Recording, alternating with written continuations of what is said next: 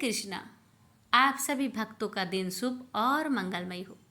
प्यारे भक्तों, आज की वीडियो में हम बात करेंगे देवशयनी एकादशी के विषय में।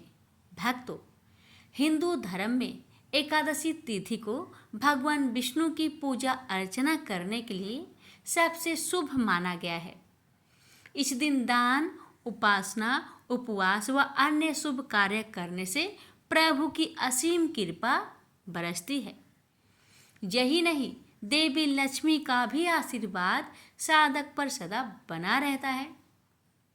यह व्रत प्रत्येक महीने के कृष्ण पक्ष और शुक्ल पक्ष की 11वीं तिथि पर रखा जाता है, परंतु आषाढ़ महीने की शुक्ल पक्ष की एकादशी तिथि इन सभी में बेहद खास है।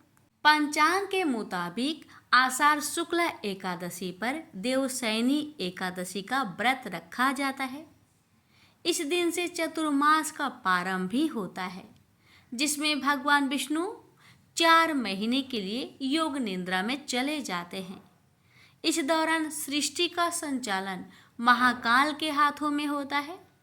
चूंकि श्री हरि योग निद्रा में होते हैं, इसलिए शादी, विवाह, मुंडन समेत अन्य शुभ कार्य करने की मनाही होती है। भक्तों, आपको बता दें कि इस साल आषाढ़ मास के शुक्ला पक्ष की एकादशी की तिथि की शुरुआत 5 जुलाई को शाम 6:58 पर होगी। तिथि का समापन 6 जुलाई को शाम 9:14 पर होगा। इसलिए देवशयनी एकादशी का व्रत 6 जुलाई दिन रविवार को रखा जाएगा। साथ ही चतुर्मास का प्रारंभ भी इसी तिथि से मान्य रहेगा। भक्तों, आइए जानते हैं देवशयनी एकादशी पर शुभ मुहूर्त के बारे में। ब्रह्म मुहूर्त रहेगा सुबह 4:08 से 4:48 तक। विजय मुहूर्त दोपहर 2:45 से 3:40 तक। अभिजीत मुहूर्त दोपहर 12:01 से 12:49 तक है। निशीता मुहूर्त रात 12:06 से 12:46 तक है। अमृतकाल दोपहर 12:51 से 2:38 तक रहेगा। इस दिन विशाखा नक्षत्र बन रहा है, जो रात 10:41 तक रहेगा। इसके अलावा रात 9:26 तक साध्य योग का संयोग रहेगा। आइए जानते हैं देवशयनी एकादशी की पूजन विधि के बारे में। भक्तों, देवशयनी एकादशी पर पूजा से पूर्व पूजा स्थल को गंगा जल से शुद्ध कर ले। अब एक साफ चौकी लेकर उसमें पीला रंग का कपड़ा बिछाए। भगवान विष्णु और देवी लक्ष्मी की मूर्ति या फोटो स्थापित करें। प्रभु को पंचामृत, दूध, दही, घी, शहद और शक्कर तथा शुद्ध जल से स्नान कराए। अब श्री हरि को पीले रंग के नए व साफ वस्त्र पहनाए। फूल माला, तुलसी पत्र और मौसमी फल अर्पित करें।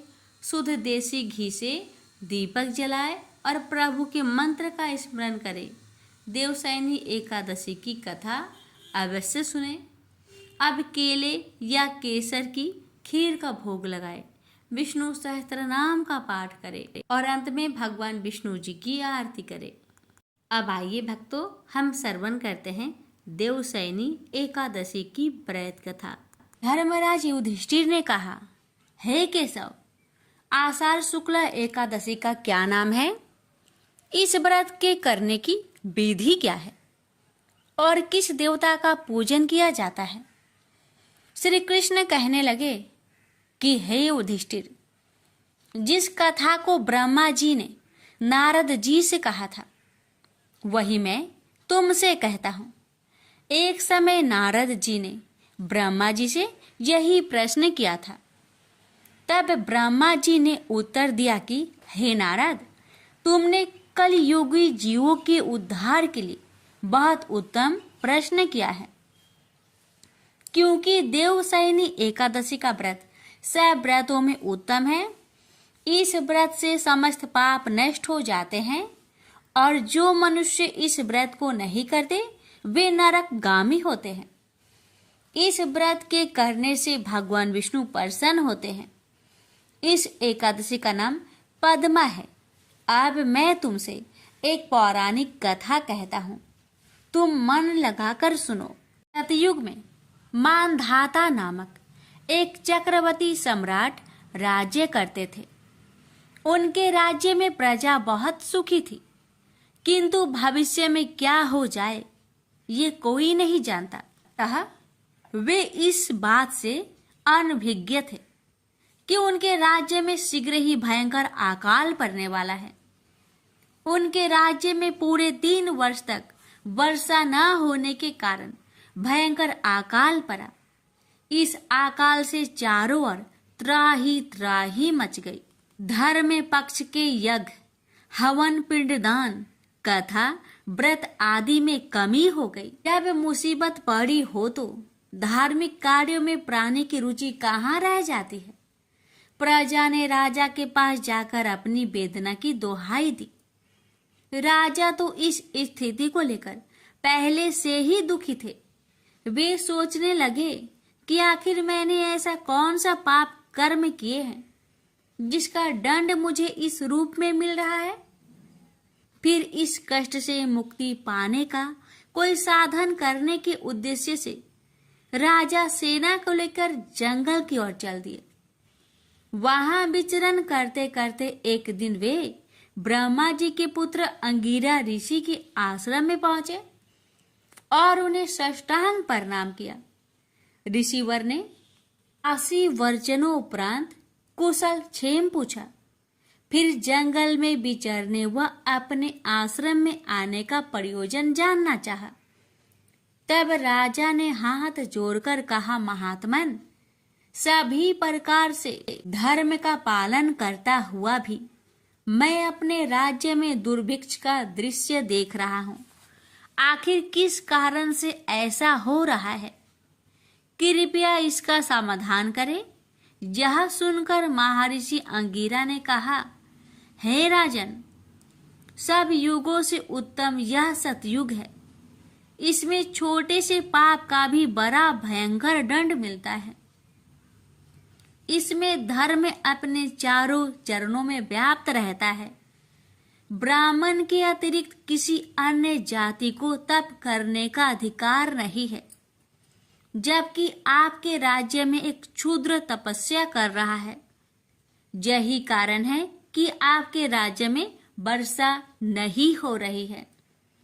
जब तक वह काल को प्राप्त न होगा तब तक यह दुर्भिक्ष शांत नहीं होगा। दुर्भिक्ष की शांति उसे मारने से ही संभव है। किंतु राजा का हृदय एक नर अपराध क्षुद्र तपस्वी का समन करने को तैयार नहीं हुआ। उन्होंने कहा, हे देव, मैं उस निरपराध को मार दूं, यह बात मेरा मन स्वीकार नहीं कर रहा है। कृपा करके आप कोई और उपाय बताए। महर्षि अंगिरा ने बताया, आषाढ़ माह के शुक्ला पक्ष की एकादशी का व्रत करें। इस व्रत के प्रभाव से अवश्य ही वर्षा होगी। राजा अपने राज्य की राजधानी लौट आए और चारों वर्णों सहित पद्मा एकादशी का विधि पूर्वक व्रत किया। व्रत के प्रभाव से उनके राज्य में मूसलाधार वर्षा हुई और पूरा राज्य धन्य धान्य से परिपूर्ण हो गया। ब्रह्मा वैवर्त पुराण में देवशयनी एकादशी के विशेष महात्म्य का वर्णन किया गया है। इस व्रत से प्राणी की समस्त मनोकामनाएं पूर्ण होती है। राजा मिल एक सदाचारी ब्राह्मण था। वह कन्याकुब्ज प्रदेश में रहता था। प्रारंभिक जीवन वह बहुत ही सदाचारी तथा मनोनित्य कर्म करने वाला था। दुर्योग से एक बार वह किसी दासी के प्रेम में पड़ गया और उसे अपनी पत्नी बनाकर रहने लगा। उसकी कुसंगति के कारण उसके विचार दूषित हो गए और दुष्कर्मों से वह अपनी जीविका चलाने लगा। वह लूटपाट तथा हत्या जैसे बुरे कार्य में हमेशा लगा रहता था। दासी से इसके 10 पुत्र थे। उनमें से सबसे छोटे पुत्र से उसे बड़ा मोह था। उसका नाम उसने नारायण रखा था। अक्सर वह उसे हमेशा नारायण नारायण कहकर पुकारता था। उसके अन्य बेटे उसकी कोई परवाह नहीं करते थे तथा वे भी उसी की तरह दुष्ट कर्मों में लगे रहते थे। पत्नी भी नीच संस्कारों की थी, अतः वह भी कभी आजामिल को मना नहीं करती थी कि बुरे और निंदित कर्म मत करो। अच्छे और भले कर्मों से जो उपार्जित करोगे उसी में रूखा सूखा खाकर जैसा भी होगा हम अपना तथा अपने परिवार का भरण पोषण कर लेंगे। पत्नी तथा अन्य संतानों की तरफ से निंदित कर्मों का बढ़ावा देने के कारण आजामिल और भी बुरे कर्मों में लगा रहा। चोरी, झूठ, लूटपाट तथा हत्या जैसे जघन्य कर्मों के साथ वह मद्यपान भी अधिक करने लगा, जिससे उसका स्वास्थ्य भी खराब हो गया। एक बार वह बहुत बीमार पड़ा। उसकी सेवा के लिए कोई भी न आता था। अब उसे पता लगा कि जिनके भरण पोषण के लिए वह निंदित कर्म करता रहा, वही लोग अब उसे पूछते तक नहीं। बीमारी के कारण वह अशक्त होकर खाट पर ही पड़ा रहता था। उसमें स्वयं उठने बैठने तथा चलने फिरने की शक्ति भी न रही। छोटा बेटा नारायण ही उसकी पुकार सुनकर उसके पास आता और उसकी बात सुनता था, इसलिए वह हमेशा उसको ही नारायण नाम लेकर पुकारता था। उसको असाध्य रोग हो गया था। एक दिन उसे जब आभास हुआ कि अब वह नहीं बचेगा और उसका प्रांत हो जाएगा, तो व्याकुल होकर वह अपने छोटे पुत्र को नारायण नारायण कहकर पुकारने लगा। जब तक नारायण उसके पास नहीं पहुंचा, उसने नारायण नारायण की रट लगाए रखी। नारायण जब उसके पास आया तो जीवन से निराश विहल हो उसके हाथ पकड़कर कहा, नारायण नारायण तू आ गया है। इतना कहते कहते ही उसका प्रांत हो गया। रात होने पर उसके जीव को लेने यमदूत आ पहुंचे और वे आजामिल के जीव को लेकर यमलोक चले जाए। इससे पहले ही बैकुंठ से विष्णु के दूत आ गए और उन्होंने यमदूतों से कहा, आजामिल के जीव को तुम लोग नरक नहीं ले जा सकते।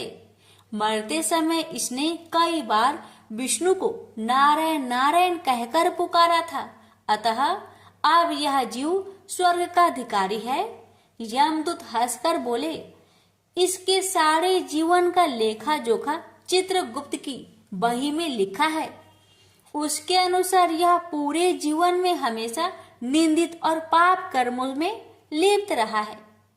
तुम जो नारायण की बात करते हो, तो यह नारायण के रूप में विष्णु भगवान को नहीं पुकार रहा था, यह तो अपने छोटे बेटे को उसका नाम लेकर बुला रहा था। विष्णु दूतों ने कहा, प्रारंभिक जीवन में यह सत्कर्मी था। एक स्त्री की कुसंगति में पड़कर इसने पाप कर्म किए हैं। इस सब के बाद बेटे के नाम के बहाने ही सही यह हमेशा नारायण नारायण कहता रहता था और अंत समय तो इसने नारायण नारायण कहते अपने प्राण त्यागे। इसलिए यह जीव इतने पुण्य से ही स्वर्ग का अधिकारी है। इसको हम स्वर्ग ले जाएंगे। इस प्रकार आजामिल नारायण नाम की महिमा से स्वर्ग का अधिकारी बना। तो प्रेम से बोलिए जय श्री हरि। तो बहुत समय पहले की बात है। एक गांव में एक गरीब बुढ़िया माँ रहती थी। का नाम था गंगो बुआ। उम्र ढल चुकी थी, शरीर कमजोर था, पर मन में अपार श्रद्धा थी। ना कोई बेटा, ना बहू, ना धन, बस एक टूटी फूटी झोपड़ी और एक तुलसी का पौधा उसका संसार था। भक्तों, गंगू बुआ हर एकादशी को किसी भी तरह व्रत रखती थी, चाहे सुख से हो या फिर दुख से। बेचारी उस दिन बड़े ही श्रद्धा से तुलसी जी को जल से सींचती थी, विष्णु भगवान की पूजा करती थी, एकादशी माता की पूजा करती थी और एकादशी माता के सामने इस प्रकार कहती थी, हे एकादशी माता, मुझे कुछ नहीं चाहिए, बस मेरी भक्ति स्वीकार करना। भक्तों, वह एकादशी माता की व्रत को अपने सामर्थ्य अनुसार करती थी, कभी जल पीकर, कभी फलहार करके, तो कभी निर्जला। खासकर वह उस दिन निर्जला रहती जब निर्जला 11 आता था। भक्तों, उस दिन तो वह पूरे दिन तुलसी जी के पास बैठकर विष्णु सहस्त्र नाम पाठ और ओम नमो भगवते वासुदेवाय मंत्र का जाप करती। गांव के लोग उसे पागल कहते थे, पागल समझते थे। बुढ़िया को कुछ नहीं मिला, फिर भी एकादशी के नाम पर खुद को सुखा रही है। लोगों के इस प्रकार कहने पर गंगू बुआ कहती, मुझे भगवान से फल नहीं चाहिए, उनका सानिध्य चाहिए। जब मृत्यु आए तो एकादशी माता मेरी अंगुली पकड़े और मुझे परम धाम ले जाए। इतना कहकर बुढ़िया माई अपने कमरे में चली गई। भक्तों, ऐसे ही बरसों बीत गए। एक साल निर्जला एकादशी पर जब बुआ व्रत रख रही थी, उनका शरीर थक गया। रात को चुपचाप वो तुलसी के पास लेटी और बस भगवान का नाम लेते लेते उनकी सांसें धीमी हो गई। भक्तों, अगली सुबह गांव के लोगों ने देखा कि बुआ की झोपड़ी से दिव्य प्रकाश निकल रहा है। तुलसी के पास बुआ की देह मुस्कुरा रही थी, जैसे कोई सोया हो, दुखों से मुक्त। भक्तों, एक छोटी सी लड़की सफेद वस्त्र में तेज से चमकती बुआ का हाथ पकड़े खड़ी थी। कोई उसे पहचान नहीं पा रहा था कि वह कौन है। तभी एक ज्योत रूप में आवाज आई, यह मेरी पुत्री थी जिसने मुझे कभी फल के लिए नहीं पुकारा। आज एकादशी माता स्वयं आई है बुढ़िया को भगवत धाम ले जाने। उस दिन गांव वालों की आंखें खुल गई। उन्होंने पहली बार समझ गया कि सच्ची भक्ति न दिखावे में है, न बड़े आयोजन में है, बस भक्त के भावों में है। भक्तों, निर्जला एकादशी सबसे कठिन व्रत है, लेकिन सबसे फलदायक भी। सच्ची श्रद्धा से की गई उपासना जीवन और मृत्यु दोनों को सुंदर बना देती है। भक्तों, एकादशी माता सच्चे भक्त का कभी त्याग नहीं करती। हे एकादशी माता, जो भी भक्त आपकी इस दिव्य कथा को श्रद्धा और भक्ति से पूरा सुने, उस भक्त की हर मनोकामना को पूर्ण करे। एक बार एक राज्य में एक राजा रहा करता था। राजा बहुत ही बुद्धिमान और बलशाली था। राजा सदैव अपनी प्रजा का बहुत अच्छे से ध्यान रखता था। प्रजा भी अपने राजा को बहुत पसंद करते थे। राजा की 2 बेटियां थी। राजा अपनी दोनों बेटियों से बहुत प्रेम करता था। राजा की छोटी बेटी देखने में बहुत सुंदर और आकर्षण थी और राजा की बड़ी छोटी बेटी के मुकाबले थोड़ा कम सुंदर थी।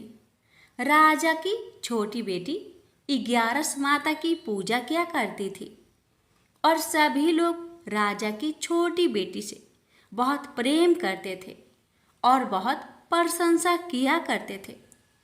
राजा भी अपनी छोटी बेटी को बड़ी बेटी से अधिक प्रेम करता था, जिस कारण राजा की बड़ी बेटी को अपनी छोटी बहन से बहुत नफरत होने लगी थी। राजा की दोनों बेटियां जब बड़ी हो गई, तब एक पड़ोस राज्य में रहने वाला राजकुमार राजा की बड़ी बेटी के लिए रिश्ता लेकर आया। लेकिन जैसे ही उस राजकुमार की नज़र राजा की छोटी बेटी पर पड़ी, तो वह राजकुमार राजा की छोटी बेटी पर आकर्षक हो गया और उससे पहली नज़र में ही प्रेम कर बैठा। उस राजकुमार ने राजा की बड़ी बेटी के साथ विवाह करने से मना कर दिया और उसने राजा से कहा कि मैं आपकी छोटी बेटी से विवाह करना चाहता हूँ। जिसके बाद राजा की बड़ी बेटी यह देखकर अपनी छोटी बहन से बहुत क्रोधित हो गई और राजा की बड़ी बेटी ने अपनी छोटी बहन को अपना सबसे बड़ा दुश्मन मान लिया। राजा की बड़ी बेटी ने अपनी छोटी बहन से बदला लेने का निर्णय लिया, जिसके लिए उसने अपनी छोटी बहन को जान से मारने का प्लान बनाया। राजा की बड़ी बेटी ने अपनी छोटी बहन को मारने के लिए सबसे पहले एक लड्डू में जहर मिलाकर अपनी छोटी बहन को दे दिया और उसको लड्डू खाने के लिए कहा। लेकिन लड्डू खाने के बाद भी छोटी बहन को कुछ नहीं हुआ। बड़ी बहन यह देखकर बहुत आश्चर्यचकित हो गई। लेकिन बड़ी बहन ने हार नहीं मानी और उसने जब रात में छोटी बहन अपने कमरे में सो रही थी तब एक मटके में सांप रखकर उस कमरे में छोड़ दिया। लेकिन सांप भी छोटी बहन का कुछ नहीं कर पाया, जिसके बाद बड़ी बहन ने अपनी छोटी बहन से कहा कि चलो हम लोग कुएं में से पानी भरकर लाते हैं, जिसके लिए वह अपनी छोटी बहन को पानी भरने के बहाने कुएं के पास ले गई और उसने अपनी छोटी बहन को कुएं में धक्का दे दिया। लेकिन छोटी बहन को तब भी कुछ नहीं हुआ, क्योंकि हर बार 11 माता उसकी रक्षा कर रही थी और उधर बड़ी बहन अपने सारे प्रयासों के बाद असफल हो रही थी, जिससे वह बहुत क्रोधित होती जा रही थी। फिर उसने अपनी छोटी बहन के पास जाकर उससे खुद ही पूछा कि मेरी छोटी बहन, तुमको पता है भगवान ने सबकी मृत्यु एक निश्चित समय पर लिखी हुई है और कैसे तुम्हारी मृत्यु होगी, क्या यह तुम जानती हो? तब छोटी बहन ने अपनी बड़ी बहन को बताया कि हाँ, मैं तो जानती हूँ मेरी मृत्यु कैसे होगी। छोटी बहन से यह सुनकर बड़ी बहन मन ही मन बहुत प्रसन्न होने लगी और उसने अपनी छोटी बहन से कहा कि तो मुझे अपनी मृत्यु का राज बताओ। छोटी बहन ने अपनी बड़ी बहन से कहा कि मेरी मृत्यु तो एक तोते में है, जो तोते के गले में एक हार है, उससे मेरी मृत्यु होगी। जब कोई भी व्यक्ति तोते को मारकर वह हार अपने गले में पहनेगा तो मैं मूर्छित हो जाऊंगी, और जैसे ही उस हार को अपने गले से उतारेगा तो मैं वापस से जीवित हो जाऊंगी। अपनी छोटी बहन की मृत्यु का राज जानकर बड़ी बहन बहुत ही खुश हो गई और उसने अपनी छोटी बहन को मारने के लिए उसके पालतू तोते को ढूंढना शुरू कर दिया और छोटी बहन को इस बात का आभास हो गया था कि कोई उसकी जान लेना चाहता है, जिसके लिए वह अपने पिताजी के पास गई और उसने अपने पिताजी से कहा कि पिताजी, मेरी मृत्यु के बाद आप मुझे जलाइएगा मत, बल्कि आप मुझे अपनी पुरानी वाली हवेली में एक पलंग में लिटाकर छोड़ दीजिएगा। अपनी छोटी लड़की की यह बात सुनकर राजा बहुत आश्चर्यचकित हो गए। राजा ने अपनी छोटी बेटी से पूछा, बेटी, तुम ये क्या कह रही हो?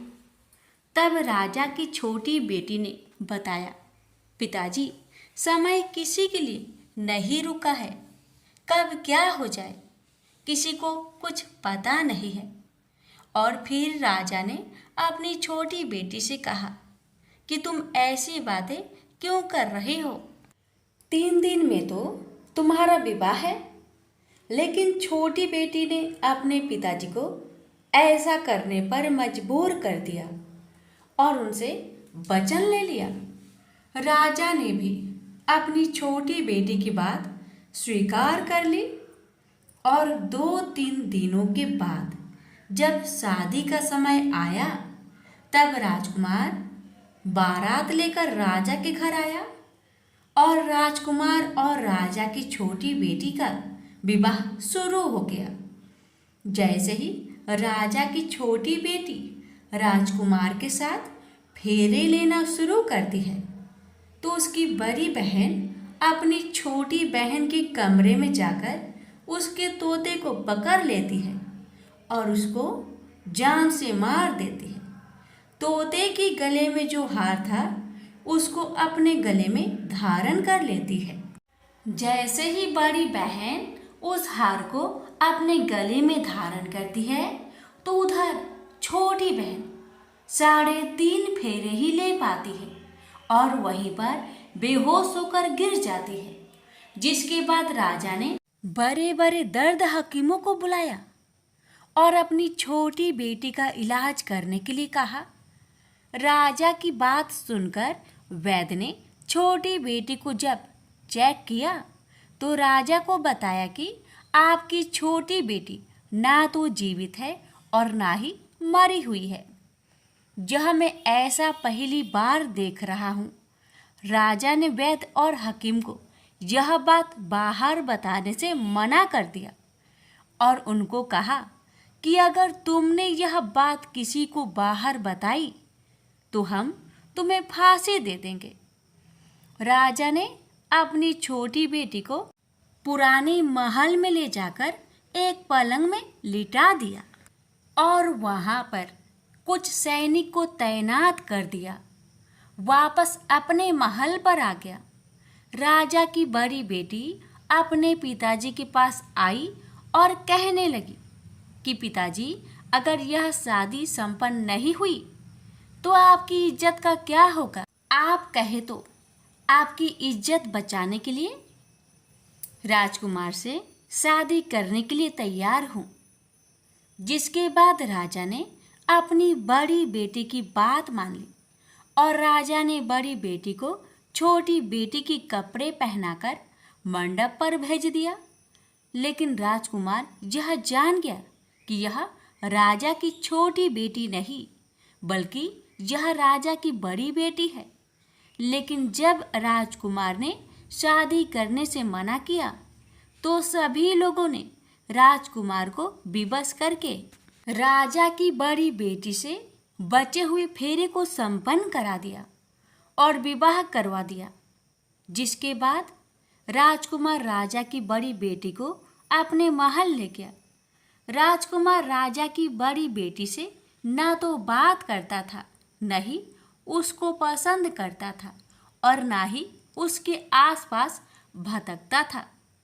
और राजकुमार ने यह फैसला लिया था कि वह अपनी प्रेमिका को ढूंढ कर रहेगा और यह जानकर रहेगा कि उसके साथ हुआ क्या है। एक दिन राजकुमार अपने घोड़े पर सवार होकर राजा के पुराने महल के पास पहुंच गया, जहां पर उसने कुछ सैनिकों को देखा। महल के पास पहुंचकर राजकुमार ने जब महल को ध्यान से देखा तो वह समझ गया कि यह तो हमारे ससुर जी का महल है। तब राजकुमार ने सैनिकों से पूछा, तुम लोग यहाँ क्या कर रहे हो और इस महल के अंदर उस पलंग में कौन लेटा है? जिसके बाद सैनिकों ने बताया कि जहाँ पर राजा की छोटी बेटी लेटी है। यह सुनकर राजकुमार बहुत प्रसन्न हो गया और वह तुरंत अपनी प्रेमिका के पास पहुंच गया और उसकी सेवा करने लगा। जैसे ही रात हुई तो राजा की छोटी बेटी उठकर खड़ी हो गई। राजकुमार यह देखकर बहुत खुश हो गया और उसने अपनी प्रेमिका से पूछा कि तुम यहाँ क्या कर रही हो? तुम मेरे साथ मेरे घर चलो। राजा की छोटी बेटी ने राजकुमार को सारी बातें बता दी कि मेरी जान एक तोते में बसी थी और मैंने यह बात सिर्फ अपनी बड़ी बहन को बताया था और मुझे पता है कि उसने ही मुझे मारने का प्रयास की है। उसके पास एक हार है जिसको वह सुबह पहन लेती है और रात को उतार देती है। जब तक वह हार को पहने रहती है तब तक मैं मूर्छित रहती हूँ और जैसे ही वह हार को उतार देती है तो मैं जीवित हो जाती हूँ, और जब तक मेरी बड़ी बहन के पास वह हार है तब तक मैं ऐसे ही जीवित और मूर्छित होती रहूँगी। अगर मेरी बड़ी बहन के पास जो हार है वह मेरे हाथ में लग जाए तो मैं हमेशा के लिए जीवित हो जाऊंगी। राजकुमार यह बात सुनकर राजा की छोटी बेटी के पास रहने का निर्णय ले लिया और अपने बचे हुए सारे फेरे उस पलंग में लेटी राजकुमार की छोटी बेटी के साथ ले लिया और अपना विवाह पूर्ण कर लिया और वहीं पर ही रहने लगा। देखते ही देखते कुछ समय में राजा की छोटी बेटी और राजकुमार की पत्नी पेट से हो गई। एक दिन राजकुमार को किसी काम से बाहर जाना पड़ा। तब छोटी बहन के पेट में बहुत तेज दर्द होने लगा, जिसके बाद उसने 11 माता का आह्वान किया, जिसके बाद वहाँ पर 11 माता प्रकट हुई और उन्होंने अपनी भक्तों के दर्द को दूर किया और एक पुत्र की प्राप्ति करवाई। और वहीं पर अचानक से राजकुमार भी आ गया। राजकुमार ने 11 माता को देखा तो वह आश्चर्यचकित हो गया और उसने तुरंत माता को प्रणाम किया और 11 माता ने राजकुमार से कहा कि जब तुम्हारा बेटा 5 वर्ष का हो जाए तो तुम अपनी पत्नी का हार आकर इसके गले में डाल देना। और देखते ही देखते राजकुमार और राजा की छोटी बेटी का पुत्र 5 वर्ष का हो जाता है। तो राजकुमार अपने बेटे से कहता है कि बेटा, मैं कुछ काम से बाहर जा रहा हूँ, तुम अपनी माता का ध्यान रखना। और वहाँ से चला जाता है। राजा को बाहर निकलता देख बड़ी बहन के सैनिक देख लेते हैं और बड़ी बहन को जाकर सारी बातें बता देते हैं, जिसके बाद बड़ी बहन अपनी छोटी बहन के पुत्र को वहाँ से उठवा लेती है और उसको मरवा देती है। छोटी बेटी के पुत्र को 2 टुकड़े करवा देती है। पहला टुकड़ा चक्की के पास छुपा देती है और दूसरा टुकड़ा अपनी पलंग के नीचे रख देती है। अब 11 माता भिखारी का रूप लेकर आती हैं। एक भिखारी का रूप रखकर बड़ी बहन के पास चली जाती है, जिसके बाद वहाँ पर भिक्षा मांगने लगती है। बड़ी बहन अपने नौकरों से कहती है कि जाकर भिक्षा दे दो, लेकिन जैसे ही नौकर 11 माता को भिक्षा देने के लिए जाते हैं तो माता उन्हें मना कर देती है और कहती है कि मैं तुम्हारी महारानी से ही भिक्षा लूँगी। जिसके बाद बड़ी बहन स्वयं ही भिक्षा देने के लिए माता के पास आती है। तब माता एक बिल्ली का रूप लेकर उसके कमरे में चली जाती है और वहाँ पर छोटी बेटे के पुत्र को 2 टुकड़ों को आपस में जोड़ देती है और उसे जीवित कर देती है और उसे वहाँ से ले जाती है। राजकुमार अपने बेटे को लेकर अपनी पत्नी के पास जाता है और उससे कहता है कि तुम इसका ध्यान रखना। अगर तुम इस बच्चे को अच्छे से ध्यान रखोगी तो मैं तुमसे बात करूँगा। एक दिन राजकुमार अपने बच्चे से कहता है कि तुम मम्मी से उनके गले का हार मांग लो। जिसके बाद राजकुमार का लड़का अपनी मम्मी के पास जाता है और कहता है कि मम्मी, मुझे तुम्हारा हार चाहिए जो तुमने गले में पहन रखा है। यह सुनकर पहले तो बड़ी बहन बहुत क्रोधित होती है, पर उसको यह याद आता है कि राजकुमार ने कहा था कि अगर मैं इस बच्चे का ध्यान अच्छे से रखूंगी तो वह मुझसे बात करेंगे, जिसके कारण वह हार को उस बच्चे को दे देती है और वह तुरंत हार ले जाकर अपने पिताजी को दे देता है। और तभी राजकुमार अपने बेटे को लेकर वहाँ से जाने लगता है और अपनी पत्नी से कहता है कि तुम हमारे लिए खाना बनाकर रखना, मैं शाम को आकर तुम्हारे साथ खाऊंगा। और वह अपने बेटे को लेकर वहाँ से चला जाता है। जिसके बाद वह राजा के पास जाता है और उसको सारी बातें बता देता है। राजा अपनी बड़ी बेटी की यह करतूत सुनकर बहुत क्रोधित होते हैं और अपनी परवरिश पर ही दोष देने लगते हैं और राजकुमार को अपनी छोटी बेटी के साथ रहने के लिए आदेश देते हैं। 11 माता ने जैसी कृपा छोटी बेटी पर की, वैसी ही कृपा अपने सभी भक्तों पर करना, हर कष्टों को दूर करना। प्रेम से बोलिए एकादशी माता की जय। इस कथा को हर एकादशी व्रत कथा के साथ जरूर सुनना चाहिए। इससे लक्ष्मी नारायण एकादशी माता की विशेष कृपा प्राप्त होती है।